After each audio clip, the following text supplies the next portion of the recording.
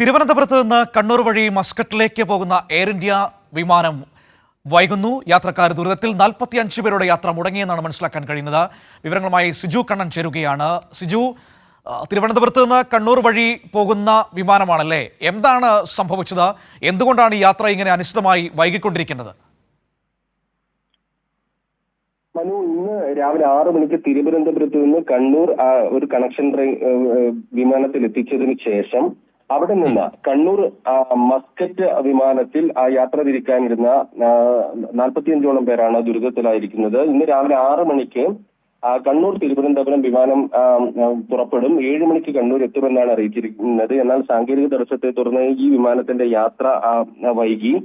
പിന്നീട് വൈകിയാണ് കണ്ണൂരിലേക്ക് വിമാനം എത്തിയത്.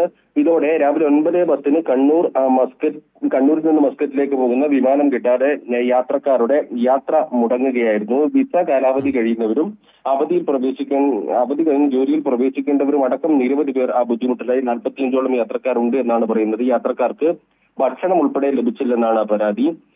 വലിയ പ്രശ്നം യാത്രക്കാർ ഇതേ തുടർന്നുണ്ടാക്കി.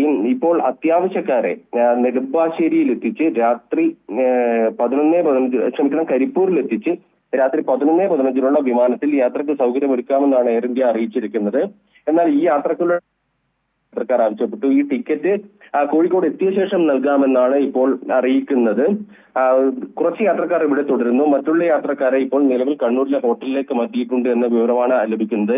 ഇവർക്ക് നാളെ രാവിലെ 9:10 വിമാനത്തിൽ മാത്രമേ ഇനി മസ്കറ്റിലേക്ക് യാത്ര തിരിക്കാനാവൂ. പലർക്കും യാത്രയിൽ വലിയ രീതിയിലുള്ള പ്രശ്നങ്ങളുണ്ട്. അതുകൊണ്ട് തന്നെ അവർ ജോലി ചെയ്യുന്ന സ്ഥലത്തുള്ള കമ്പനികളും അടക്കം ബന്ധപ്പെട്ടുകൊണ്ടിരിക്കുകയാണ്.